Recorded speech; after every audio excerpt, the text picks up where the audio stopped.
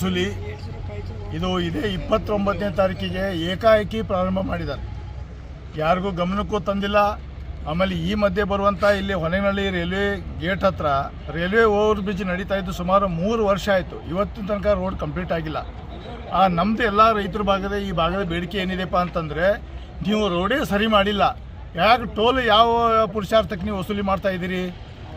ಜನರದು main ಸಮಯ ಉಳಿಬೇಕು, ಅವ್ರ ಇಂಧನ ಉಳಿಬೇಕು, ಸಮಯನೇ ಉಳಿತಾ ಇಲ್ಲ.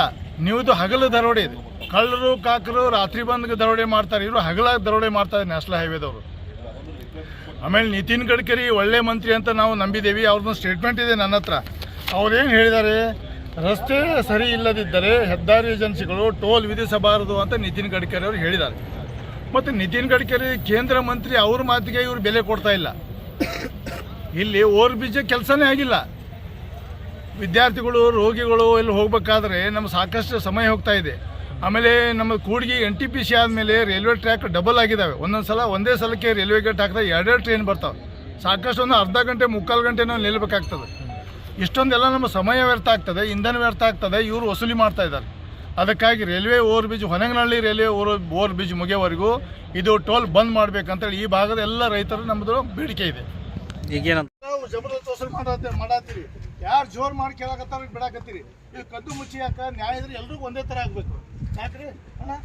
ಅವ್ರು ಇಲ್ಲ ಯಾರಿಗೂ ಹೇಳ್ಬಾರ್ರಿ, ಇಷ್ಟು ಮಂದಿಗೆ ಫ್ರೀ ಬಿಡ್ತೀವಿ, ಯಾಕೆ ಕದ್ದು ಮುಚ್ಚಿ ಯಾಕೆ? ಬಿಡಂಗಿದ್ರೆ ಎಲ್ಲರಿಗೂ ಫ್ರೀ ಬಿಡ್ರಿ. ಆಮೇಲೆ ಒಂದೇ ಮತ್ತು ಅವ್ರ ಅಣ್ಣ ಹೇಳ್ದಂಗೆ ಇದು ಟೋಲ್ ನೀವು ಇದು ಪೂರ್ತಿ ಮಾಡಿ. ಸಾಹೇಬ್ರು ಹೇಳಿದ್ರಿ, ಮಲ್ಲಾಳ್ ಸಾಹೇಬರು ಭಾಳಷ್ಟು ಅರ್ಥಗರ್ಭಿತ ಮಾತಾಡಿದ್ರು. ಅವರು ಯಾವುದೇ ಒಂದು ಟೋಲ್ ವಸೂಲಿ ಮಾಡಿ, ಟೋಲ್ ಕರ ಎದಕ್ಕೆ ವಸೂಲಿ ಮಾಡ್ತೀವಿ ನಾವು? ಜನರು ಸಮಯ ಉಳಿಬೇಕು, ಇಂಧನ ಉಳಿಬೇಕು. ನಮ್ಮ ಸಮಯನೂ ಉಳಿತಾ ಇಲ್ಲ, ಡೀಸೆಲ್ ಉಳಿತಾ ಇಲ್ಲ.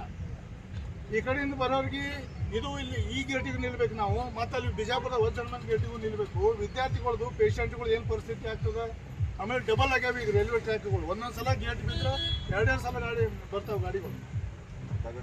ನೀವು ಯಾವಾಗ ಬಂದು ಮೀಟಿಂಗ್ ಮಾಡಿ ಹೋಗೋ ಸರಳ ಅದ. ದಿನಂಪ್ರತಿ ಅಡ್ಡಾಡೋರು ಕಷ್ಟ ನಿಮ್ಗೆ ಗೊತ್ತಿಲ್ಲ. AC ರೂಮ್ನಾಗ ಕೂತಿರ್ತೀವಿ ನೀವು, ರೈತರ ನಮಗೆ AC ರೂಮ್ನಾಗ ಕೊಡೋಂಗಿಲ್ಲ ನಾವು. ಗಾಡಿಗಳು ಭಾಳ ಅಡ್ಡಾಡ್ತಾವೆ. ನೀವು ಪೂರ್ತಿ ಮಾಡಿರಿ, ಪೂರ್ತಿ ವಸೂಲಿ ಮಾಡಿರಿ. ಇದು ಗಡಿ ಮಾಡಕ್ಕೆ ಬರಬೇಡ್ರಿ.